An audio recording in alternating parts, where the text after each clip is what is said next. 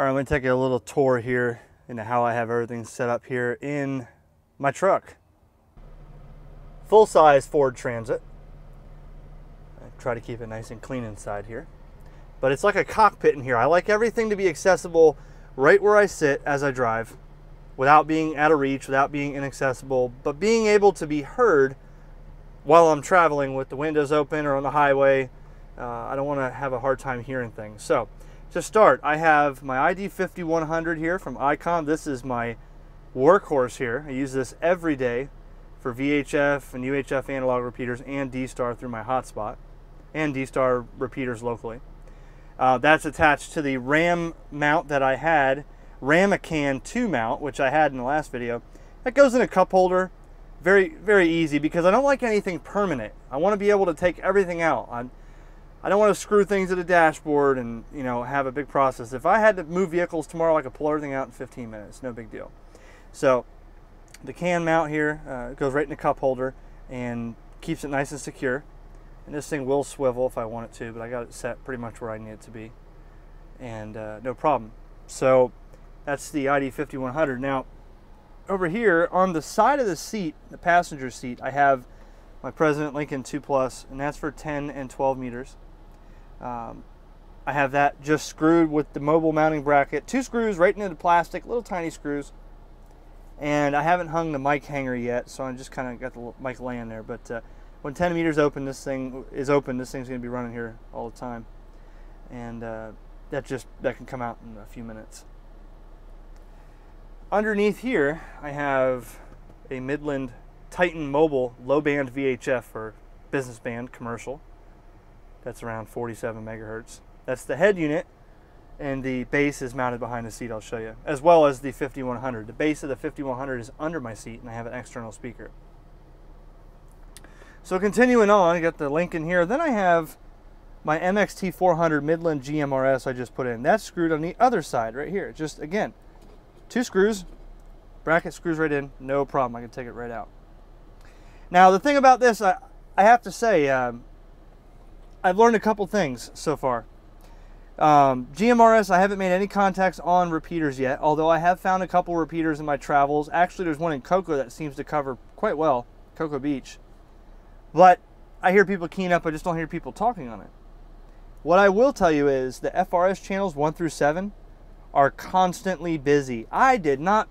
I can't believe that many people use FRS blister pack radios. You're going down the road, you're hearing people at Walmart, you're hearing people in the mall, in the stores, people in local businesses, tower climbers. I listened to a couple tower climbers that were using FRS radios, and with the outside antenna on this thing, I was picking them up. So with it on scan, it was kind of a challenge to keep that thing from going berserk every time someone pushed a button.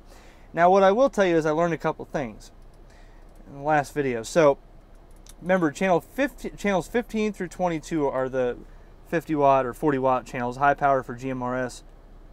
But then when you put it in repeater mode, you get another 15 through 22. Now these are your repeater frequencies. It's got the positive offset there. You set your tone squelch. The one I was on 141.3. And that's where your repeater is. But if you wanted to use simplex, you'd use that, I guess, on the repeater input. Or output, rather. So see, you have 15, 16, 17, all the way through 22. Then it goes 15 again, but repeater channels. So, again, I got to find some more of the repeaters that are active around my area. And I haven't hung the mic hangers. That's just kind of laying like this. But so far, that radio seems to be loud enough. Now, with these two here, bottom firing speaker on the President, top firing speaker on the Midland, and then the Midland speaker down here for the commercial Titan. So right here, I got all my sound going on. With these turned all the way up in the vehicle driving, I could hear everything just fine. That's a good thing. Now, reach over here, you'll see my FT2DR Fusion handheld just kind of clipped right there.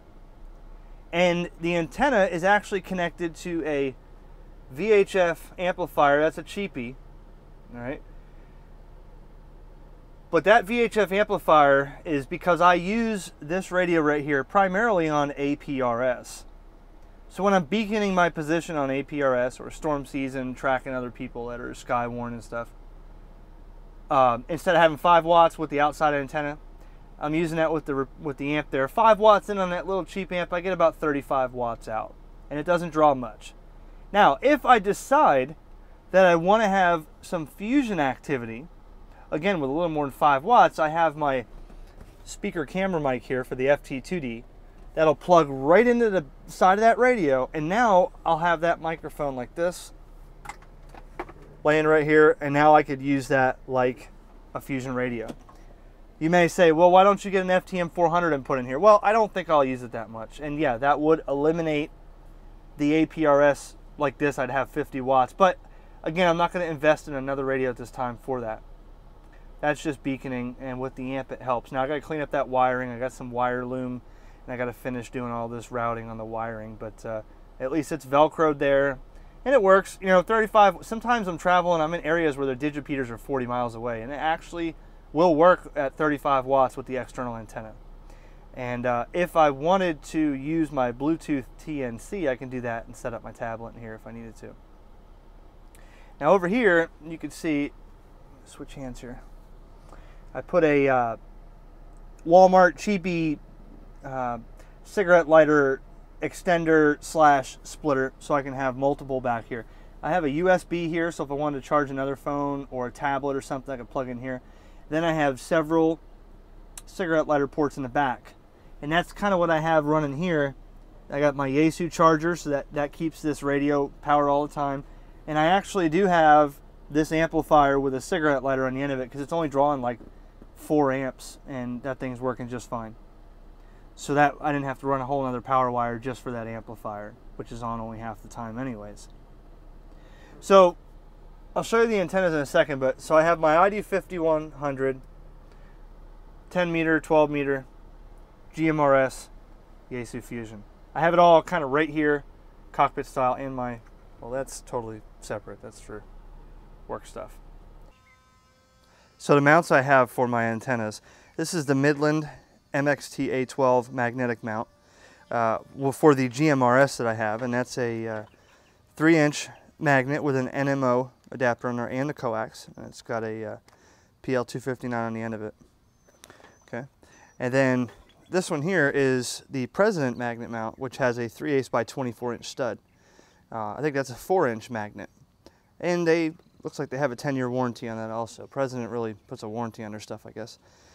So you know, that avoids having to drill a hole, and to avoid having too many, you know, it's on and off, pretty simple. Both these have the coax. And the antennas going on those mounts are the Midland Micro Mobile GMRS antenna. This is a 6 dB gain antenna specific to 462 megahertz, and it's an NMO. That's this one here. It does come with an Allen wrench. Should you have to adjust it a little bit to tune it, you can go on the Allen wrench here, slide it up and down just a tiny bit to get that right into frequency with an analyzer. And then here's the President Mississippi antenna for 10 meters. It's got a loading coil here, comes with an Allen wrench as well. And this is 3/8 by 24, so if you have your own mount, great. If you don't want to use a mag mount, fine, use a fixed mount. And it's got the fold over hinge that I really wanted, so when it folds over, so it's not laying on the vehicle, it's got this little round stopper here to keep it from laying on the vehicle. Okay, so I have this is my Comet SBB7 here. Let me get down here and show you this. This is my main antenna for dual band, VHF, UHF, or D-Star, for anything. The Comet here. I showed you that in the last video. It works well. The mount is a Comet, and that thing kind of accommodates to any different direction you want to move that thing. So I happen to put it on the door here, and it's got a little pigtail here, which turns into a big pigtail so it doesn't get smashed in the door. That is not pinching in the door. Now that antenna, let me see if I can zoom in. This antenna I've smacked on so many different things. The paint's coming off. You know, this thing has been walloped a bunch of times, and it's still in tune. I can't believe it. The thing has not lost tune yet. Now, so I have my GMRS antenna here.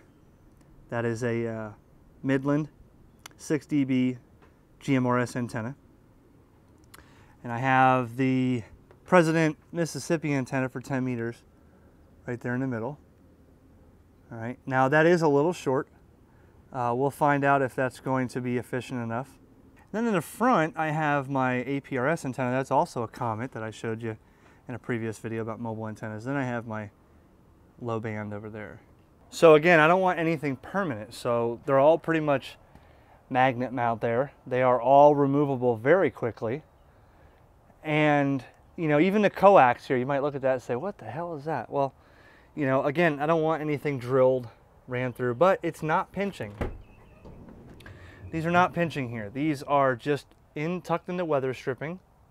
And, you know, they kind of, you can see here, they go right into the weather stripping where you can't really see them. When it's closed, yeah, okay, you see a couple cables there, big deal. But I don't want to drill and have stuff leak in there.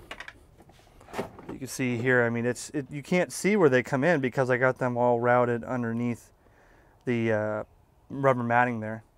They go through the back and come out over here behind this stuff. So you can see I have it under here. You know, it makes it pretty clean. Floorboard's dirty, but that's because somebody took out my floor mat, so I got to get a floor mat for here. But I ran the power wire. It is fused right at the battery and fused before each device, as you guys requested last video. It's underneath all this, goes through the firewall, through a rubber grommet. You see it a little bit here. I couldn't avoid that, but then it goes, you know, right here underneath, and then under the seat, in which all right, so it comes back here. I am still running the rest of the power wire here. I have it split off. I got the main cable, I think that's a 14 gauge cable, and then I have it split with a power splitter, you know, 1 in, 4 out, with fuses, and I'll run each one. Now notice this is where my 5100 sits, and this is zip tied. And what's funny is somebody had mentioned at HamFest, we were talking about ICOMs and stuff, and they said, do you know why ICOM doesn't give you the mobile mounting bracket? And I said, well, maybe because it's a money thing. They said, no, actually, they figured a lot of people just zip tie the base under the seat, and I laughed. I said, that's exactly what I did.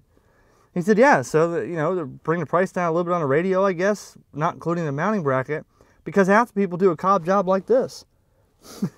I don't know if that was true or lore, but, you know, that makes sense because I didn't do that.